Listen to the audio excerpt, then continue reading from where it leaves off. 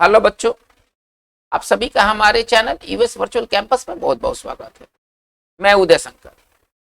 बच्चों, आज के इस न्यूज़पेपर के वीडियो सेशन में हम लोग बात करेंगे इडियम्स को लेकर के। हमारा ये जो न्यूज़पेपर का जो सीरीज है वो कंटिन्यू चल रहा है। आप अगर चैनल को सब्सक्राइब नहीं किए तो काइंडली आप सब्सक्राइब कर ले, ताकि आगे आने वाले समय में आपको और भी अच्छे वीडियोस देखने को मिलेंगे। तो न्यूज़पेपर के इस सीरीज में आज हम लोग बात करेंगे इडियम्स के बारे में। आज हम लोग वैसे इडियम्स के बारे में बात करेंगे जो कि न्यूज़पेपर में आपको बार बार दिखाई देते हैं। न्यूज़पेपर को समझने में ये काफी मददगार साबित होंगे। अगर हम न्यूज के अलावा भी बात करें तो ये वनडे एग्जाम्स जितने भी होते हैं, कॉम्पिटिटिव एग्जाम्स हो, चाहे एसएससी हो, बैंक हो, सीडीएस हो, एनडीए हो, सभी के लिए ये इक्वली इंपॉर्टेंट है। तो चलिए इस वीडियो सेशन की शुरुआत करते हैं अपने पहले इडियम से, एट लॉगरहेड्स। ये समझिए कि न्यूज़पेपर में ये छाया रहता है। एट लॉगरहेड्स का मतलब क्या होता है? झगड़े या विवाद की स्थिति में अगर कोई व्यक्ति, कोई संस्था, कोई संगठन एट लॉगरहेड्स से किसी के साथ, तो उसके साथ वो उलझा हुआ है ना। इसको आप समझिए कि झगड़े या विवाद की स्थिति में, या अगर सरल भाषा में समझे तो उलझा हुआ, ठीक है ना। मतलब लड़ाई झगड़ा के सेंस में यहाँ पर बात हुआ है, उलझा हुआ। चलिए अगर इसको इंग्लिश में कहा जाए तो डिसएग्री स्ट्रांगली। चलिए एक हम पेपर का हेडलाइन लेते हैं। कह रहे क्या? On electoral base bonds, on electoral bonds SC मतलब Supreme Court at loggerheads with SBI. देखिए इन दिनों ये चर्चा में है इलेक्टोरल बॉन्ड्स। अब ये क्या है हम इस पर बाद में बात करेंगे। ये हेडलाइन क्या कहना चाहता है कि इलेक्टोरल बॉन्ड्स के मामलों पर जो सुप्रीम कोर्ट है वो एसबीआई से उलझा हुआ है, यानी कि दोनों में अभी डिसएग्रीमेंट जबरदस्त है। ठीक है, तो अगर इस हेडलाइन को सजाकर कहेंगे तो ये कहेंगे कि इलेक्टोरल बॉन्ड को लेकर के जो सुप्रीम कोर्ट है वो एसबीआई से झगड़े की स्थिति में है, विवाद की स्थिति में है। चलिए ये हमारा इडियम नंबर 1 था। इडियम 2 चलते, रन अमॉक। ये जबरदस्त, ये समझिए कि इडियम्स है और आपको ये मल्टीपल बार, आपको बार बार ये दिखाई देने वाली इडियम्स है न्यूज़पेपर के अंदर, क्योंकि मामले ऐसा रोज होते रहते हैं। मामले ऐसा रोज होते रहते हैं जिस मामले में इसका इस्तेमाल किया जाना होता है। चलिए इसका मतलब क्या होता है? रन अमॉक का मतलब क्या होता है? सरल भाषा में कहे तो उत्पात मचाना, मतलब हिंसक हो जाना। यदि कोई व्यक्ति यदि रन अमॉक होता है तो यानी कि वो हिंसक हो जाता है, वो उत्पात मचाता है।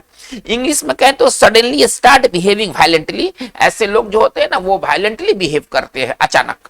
चलिए एक पेपर के हेडलाइन को लेते हैं। कह रहे कि anti CAA protesters, anti CAA protesters ran amok in Assam. इसका हिंदी क्या निकलेगा कि जो सीए के खिलाफ जो प्रोटेस्टर थे, जो प्रदर्शनकारी थे, इन्होंने असम में ये उत्पात मचाया, हिंसक व्यवहार किया।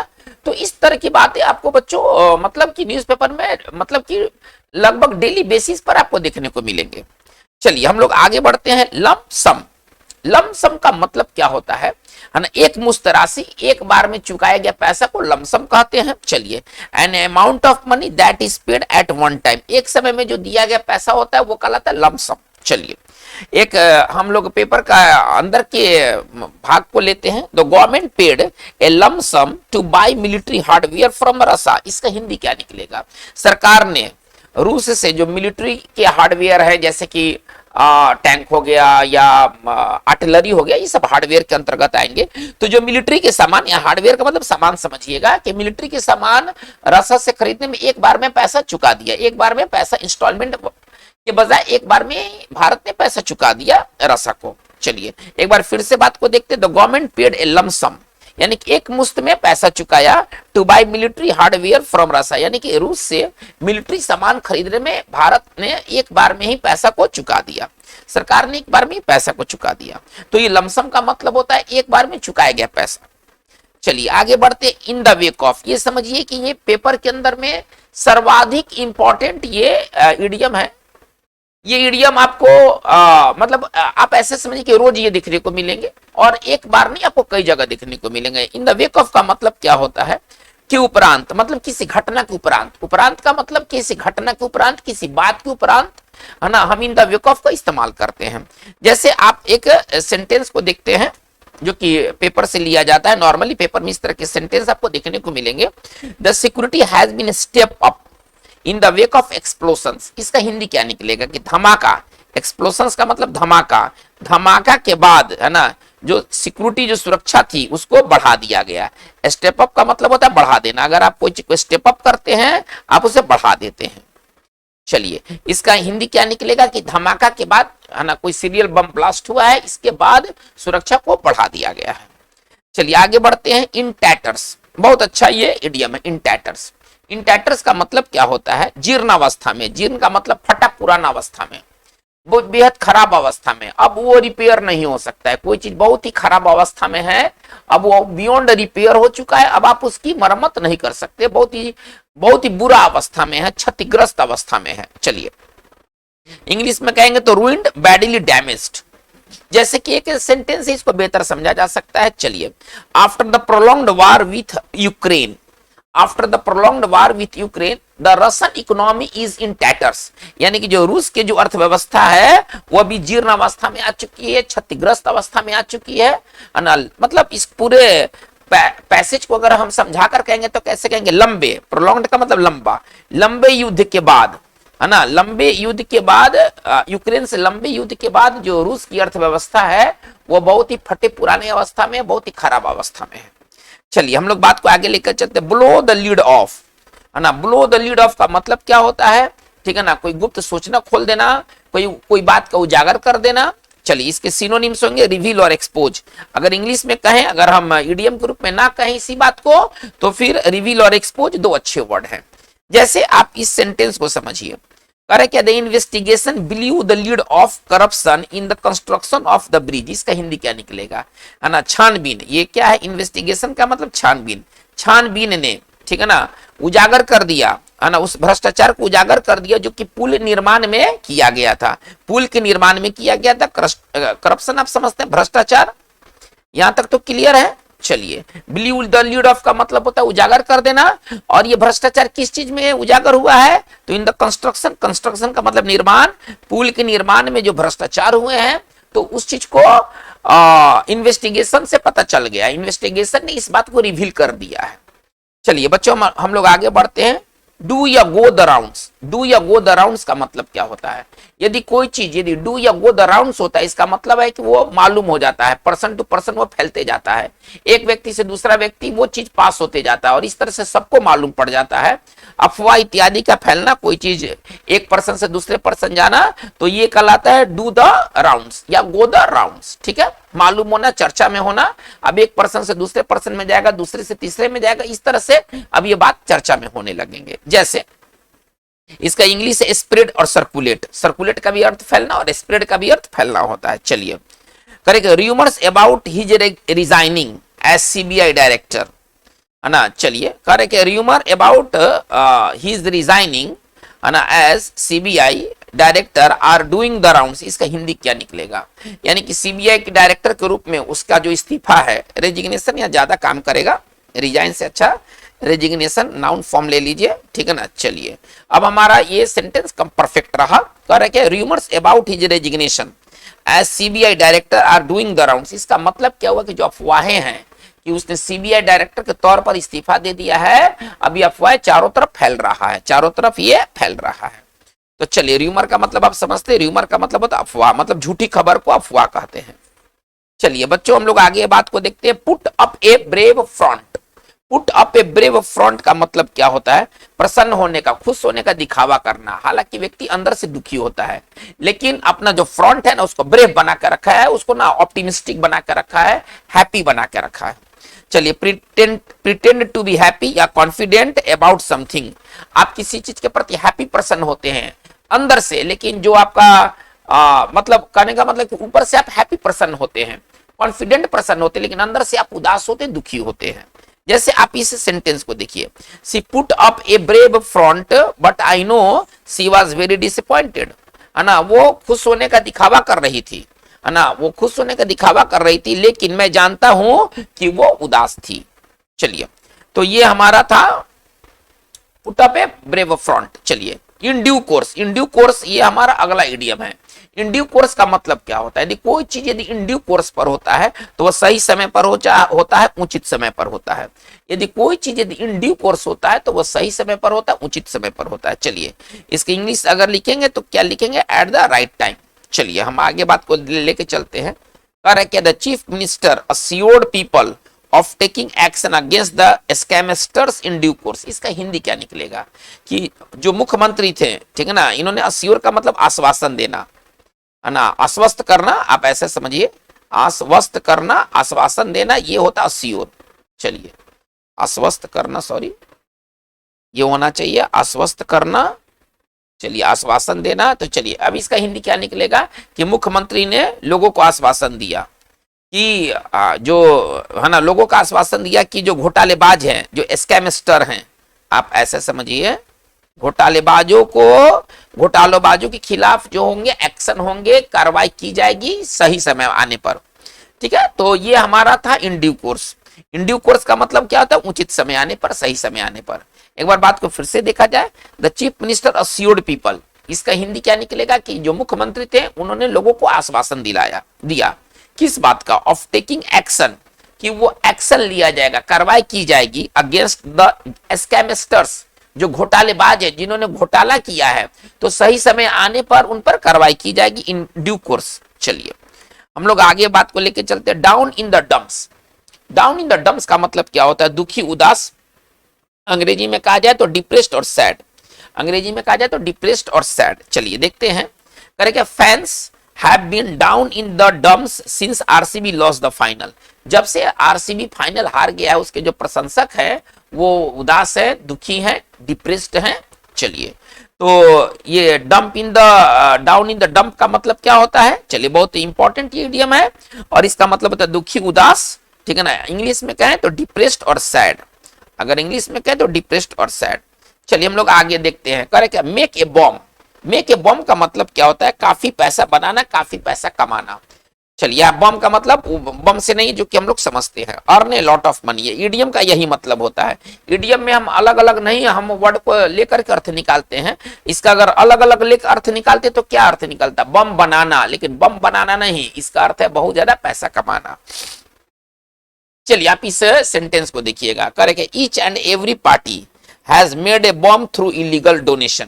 इसका हिंदी क्या निकलेगा कि प्रत्येक पार्टी, जितनी भी पार्टी हैं भारत के अंदर में, इन्होंने गलत, अवैध तरीके से लिए गए दान, जो अवैध तरीके से इन्होंने दान लिया है और इस प्रकार से इन्होंने काफी पैसा बनाया है। ठीक है, each and every party has made a bomb, प्रत्येक पार्टियों ने पैसा बनाया है, कमाया है। कैसे? तो इलीगल डोनेशन के माध्यम से, है ना। डोनेशन का मतलब दान समझिए, जो अवैध दान इनको मिले हैं, इस प्रकार से इन्होंने काफी पैसा कमाया है। चलिए, आगे बढ़ते हैं। Make believe. मेक बिलीव का अर्थ क्या होता है? ढोंग करना, बहाना बनाना। यदि आप कोई चीज को मेक बिलीव करते हैं, आप ढोंग करते हैं, बहाना बनाते हैं, इसका साइन हो जाएगा प्रिटेंड। आज की वीडियो सेशन में ना प्रिटेंड काफी बार आ चुका है। चलिए, कह रहे क्या, when it comes to furnishing their income details. Furnish का मतलब होता है उपलब्ध करना, देना, है ना। डिटेल्स वगैरह को फर्निश किया जाता है, उपलब्ध करना, देना को, है ना, हम लोग फर्निश कहते हैं। चलिए, when it comes to furnishing their income details, जब इनको अपने आय से संबंधित विवरण को जब उपलब्ध कराना होता है, देना होता है, the politicians are used to making believe. तो जो नेता हैं वो क्या करते हैं? वो आप यहां से देख सकते हैं, मेक बिलीव का मतलब ढोंग करना, बहाना बनाना, फिर ये तरह तरह का बहाना बनाने लगते हैं। एक बार बात को फिर से देखा जाए, when it comes to furnishing their income details, जब इनको अपने आय संबंधी विवरण को जब देने के, जब उपलब्ध करने की जब बारी आती है, the politicians are used to making believe.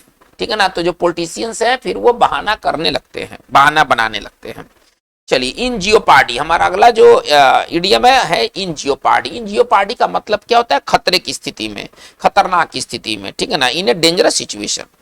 चलिए, एक सेंटेंस को देखा जाए, कह रहे क्या, इंडो-सीनो टेंशंस एट द बॉर्डर, ठीक है ना, have put world peace in jeopardy. इसका हिंदी क्या निकलेगा कि जो भारत, इंडो मतलब भारत, सीनो मतलब चीन, है ना, का जो तनाव है बॉर्डर पर, सीमा रेखा पर जो तनाव है, ठीक है ना, इसने विश्व शांति को क्या कर दिया? खतरे में डाल दिया। हो सकता है कि इनके बीच कभी वार हो जाए, तो वार होने की स्थिति में पूरा वर्ल्ड पीस जो होगा ना, वो इन जियोपार्डी में चला जाएगा, खतरनाक स्थिति में चला जाएगा। चलिए, हम लोग आगे बढ़ते हैं। Settle an old score. Settle an old score का मतलब क्या होता है? यदि आप किसी व्यक्ति के साथ सेटल एंड ओल्ड स्कोर करते हैं, तो आप उसके साथ हिसाब चुकता करते, हिसाब बराबरी करते, मतलब एक तरह से आप रिवेंज लेते, बदला लेते हैं। तो सेटल एंड ओल्ड स्कोर का मतलब होता है बदला लेना, हिसाब चुकता करना। चलिए, हम लोग एक सेंटेंस के माध्यम से इसे बेहतर समझ सकते हैं। करें कि India comprehensively defeated England, Bharat ने इंग्लैंड को पूरी तरह से पराजित कर दिया। चलिए, और पूरी तरह से पराजित करके क्या किया, and thus manage to settle an old score, और इसी प्रकार से जो भारत हारा था तो उसका वो बदला ले लिया, मतलब कि हिसाब किताब चुकता कर दिया। एक बार बात को पुनः, इंडिया कॉम्प्रिहेंसिवली डिफीटेड इंग्लैंड, इसका हिंदी क्या निकलेगा कि भारत ने इंग्लैंड को पूरी तरह से पराजित किया, and thus manage to settle an old score, और इस प्रकार से पुराने हिसाब का चुकता कर दिया। चलिए हम लोग आगे बढ़ते हैं। ऑड्स आर दैट, बहुत अच्छा ये इडियम्स है ना। ऑड्स आर दैट का मतलब क्या है, यह संभव है, यह संभवतः, कोई चीज कहना है कि यह संभव है, यह संभवतः हो सकता है, तो इडियम के रूप में कैसे कहेंगे, ऑड्स आर दैट। चलिए, साइनो इसका अगर अंग्रेजी में बात करें तो इसका सिनोनिम्स होगा प्रोबेबली। चलिए आगे देखते हैं, करे क्या, डोंट वेट फॉर हिम, उसका इंतजार मत करो। एक सेंटेंस के माध्यम से आप इसको समझने की कोशिश कीजिए। डोंट वेट फॉर हिम, आप उसके इंतजार मत करो। द ऑड्स आर दैट, संभवतः he is out of the town, वो शहर के बाहर चला गया है, संभवतः वो शहर के बाहर चला गया है। चलिए करे क्या, विथ वेंजियंस, विथ वेंजियंस का मतलब क्या होता है, पूरे पूरे जोर से, है ना। अगर कोई चीज को अगर आप पूरे जोर से करते हैं तो आप विथ वेंजियंस करते हैं। इसको अगर इंग्लिश में कहा जाए तो with great force, with great energy, with great force, with great energy. यदि कोई चीज को अगर आप विथ वेंजियंस करते तो पूरे जोरों से करते हैं, पूरे दम लगा करके करते हैं। जैसे देखिए कह रहा है क्या, you should work with A vengeance, तुम्हें जोर से, है ना, पूरे जोर से, पूरे जोर शोर से तुम्हें काम करना चाहिए। To make up for the lost time, है ना, वो समय जो कि समय खत्म हो गया, जो समय लॉस्ट हो गया है, उसको भरपाई करने के लिए, ठीक है ना, तुमको पूरे वेंजियंस के साथ काम करने की जरूरत है। चलिए, मेकअप फॉर का मतलब होता है मतलब क्षतिपूर्ति करना। अगर सरल भाषा में कहे तो मेकअप फॉर का अर्थ होता है क्षतिपूर्ति करना। चलिए, क्षतिपूर्ति करना। चलिए बच्चों हम लोग आगे बढ़ते हैं। कह रहे क्या, वेजवार, वेजवार का मतलब क्या होता है, अगर आप किसी के खिलाफ अगर वेजवार करते हैं, आप उससे युद्ध छेड़ देते हैं, आप उससे लड़ाई लड़ते हैं, ठीक है ना, अंग्रेजी में कहते हैं फाइट ए वार। चलिए कह रहे क्या, इन the wake of terrorist attack, है ना, ऑन अक्टूबर 7, है ना, यानी कि अक्टूबर 7 के आतंकवादी हमलों के पश्चात, इन द वेक ऑफ का मतलब के पश्चात, सरल भाषा में समझिए के पश्चात, यानी कि टेररिस्ट अटैक जो 7 अक्टूबर को टेररिस्ट अटैक हुआ था उसके पश्चात, Israel waged war to eliminate Hamas, यानी कि इजराइल ने युद्ध का घोषणा कर दिया, युद्ध छेड़ दिया है। एलिमिनेट का मतलब खत्म करना, हमास को खत्म करने के लिए उसने युद्ध छेड़ दिया है। चलिए हम लोग बात को आगे लेके चलते हैं। Make the most of, make the most of का मतलब क्या होता है, पूरा लाभ उठाना। यदि आप किसी चीज का मेक द मोस्ट ऑफ करते हैं, आप उसका पूरा लाभ उठाते हैं, या तो संभव लाभ उठाना, जितना ज्यादा से ज्यादा लाभ हो सके उतना ज्यादा आप लाभ कमाते हैं। चलिए इंग्लिश में कैसे लिखेंगे, टेल द फुलेस्ट एडवांटेज। चलिए इसको हेडलाइन से समझा जाए, India failed to make the most of home condition, यानी कि भारत जो है अपने घरेलू स्थिति का लाभ नहीं उठा पाई, and lost the world cup final to Australia, और ऑस्ट्रेलिया से वर्ल्ड कप फाइनल हार गई। चलिए बच्चों, तो ये काफी इंपॉर्टेंट ये इडियम्स है, और ये पेपर में तो आपको मिलेंगे ही, और एक बार नहीं, आपको ये पेपर में ये सब बार बार मिलने वाले इडियम्स है। लेकिन इसके अलावा ये कंपटीशन में भी उतना ही उपयोगी है, उतना ही इंपॉर्टेंट है। चलिए हम लोग बात को हम लोग आगे देखते हैं। तो हमारा अगला इडियम है live in the lurch. Live in the lurch का मतलब क्या होता है, मुश्किल हालात में छोड़ देना। अगर आप किसी को लिव इन द लर्च करते हैं, आप उसको मुश्किल हालात में छोड़ देते हैं।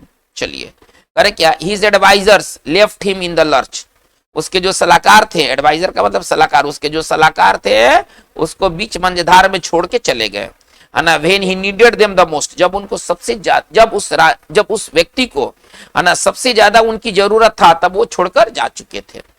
चलिए हम लोग आते हैं वर्ड इडियम नंबर 20 की तरफ। Come to blows, come to blows का मतलब एक तरह से उलझ जाना।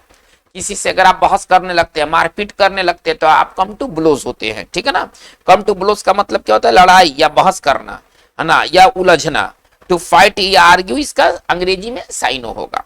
चलिए अरे क्या, ड्यूरिंग एंटी सीए प्रोटेस्ट, यानी कि एंटी जो सीए के खिलाफ जो धरने प्रदर्शन हो रहे हैं, जो विरोध हो रहे हैं, the protester came to blows with the police, तो जो प्रोटेस्टर थे, जो प्रदर्शनकारी थे, ठीक है ना, वो पुलिस से उलझ गए। तो बच्चों आज की इस वीडियो सेशन में हम लोगों ने न्यूज़पेपर से रिलेटेड 20 इडियम्स को किया है। होपफुली ये इडियम्स आपको पसंद आए होंगे और आपको पेपर को समझने में ना ये काफी मददगार साबित होंगे। चलिए बच्चों, तो अगर आपको ये अगर वीडियो पसंद आया हो तो आप अपने ग्रुप में इसे जरूर शेयर करें, लाइक करें, सब्सक्राइब करें। यदि आपने सब्सक्राइब नहीं किया हो तो आपका ये छोटा सा प्रयास हमारे लिए बड़ा इंकरेजमेंट का काम करेगा। Thank you very much.